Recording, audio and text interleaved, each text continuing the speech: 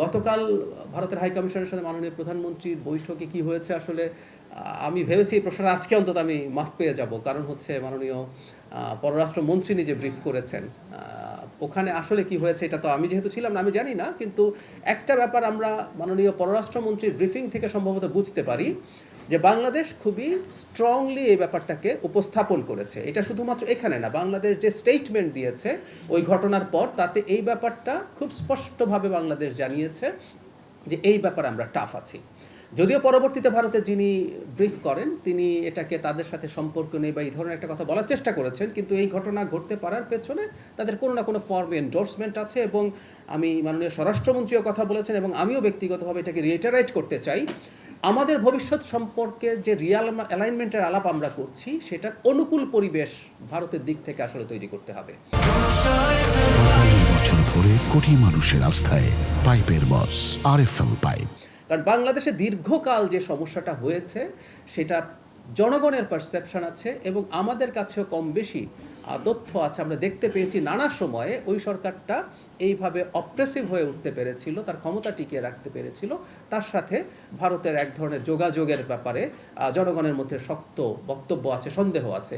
সুতরাং সেই জায়গা থেকে এবং সেই মানুষটাকেই যখন তারা এইভাবে আবার খানিকটা এন্ডোর্স করছেন, মানে আবার একটু যোগ করি, তাকে তো প্রত্যর্পণ করার কথা ছিল, তাকে বাংলাদেশে নিয়ে আসার কথা ছিল, বাংলাদেশের সাথে ভারতের চুক্তি আছে, তাকে আমরা মৃত্যুদণ্ডপ্রাপ্ত একজন আসামিকে ফেরত চাই, আমরা তাকে দেশে এনে আইনের আওতায় আনতে চাই।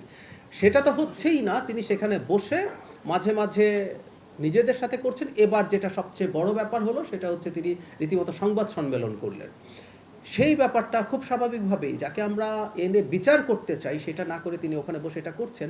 এই ব্যাপারগুলোকে ভারতের মানে আন্তরিকভাবে নিতে হবে যে বাংলাদেশের সাথে ভবিষ্যৎ সম্পর্ক কীরকম হবে, কিভাবে হবে সেটার ব্যাপারে। সো এই বার্তাটা টাফ মানে স্ট্রংলি দেয়া হয়েছে, এতে কোনো সন্দেহ নাই।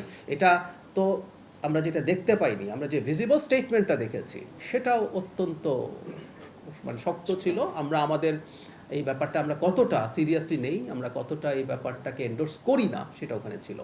আর রয়ের যিনি এসছেন, প্রধান এসছেন, এটা নিয়ে প্রচুর স্পেকুলেশন দেখছি। তিনি চায়না থেকে ঢাকায় এসছেন।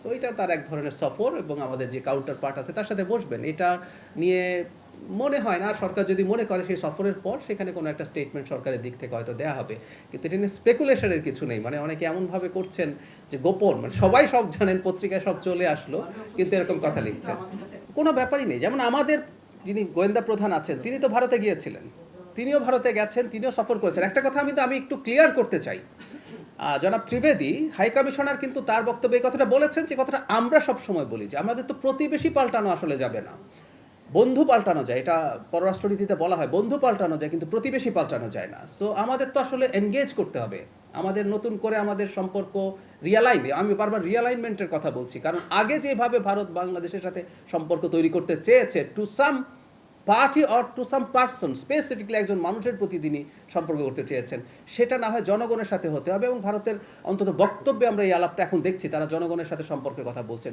সুতরাং সেটা ভারতের গোয়েন্দা সংস্থা, আমাদের গোয়েন্দা সংস্থা, তাদের যেসব কাউন্টার পার্ট যারা আছে তাদের মধ্যে এনগেজমেন্ট, তাদের মধ্যে কথাবার্তা, এগুলো তো হতে হবে। ব্যাপারটা হচ্ছে এই, ভারতের কোনো সংস্থা, কোনো প্রতিষ্ঠান আগে যেভাবে বাংলাদেশে কাজ করেছে, আমি হাসিনার আমলের কথা বলছি, যে ধরনের অ্যাটিটিউড করেছে সেটা হতে পারবে না। আমরা আলাপ করছি সেটা একটা স্বাধীন সার্বভৌম আত্মমর্যাদাশীল জাতির সাথে যেভাবে আচরণ করতে হয়, কথা বলতে হয়। ভারতের নিরাপত্তা নিয়ে তাদের কোনো বক্তব্য থাকতে পারে, আমাদেরও থাকতে পারে, এগুলো নিয়ে আলাপ আলোচনা হবে, কিন্তু ওই যে বললাম দুটো স্বাধীন সার্বভৌম দেশ আলাপ করছে, এভাবে এটা হতে হবে।